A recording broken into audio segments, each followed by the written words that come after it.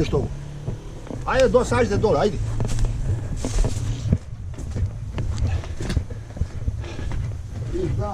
Je. Znači, budemo mi ovdje, a uđite unutra. A uđite korača, to su vam... Medenjaci. Medenjaci od naših šta radu u Slavoniji, meni žena isto toga peče, a to su dobili ovoga. Hoćemo izraš ovo za ovaj...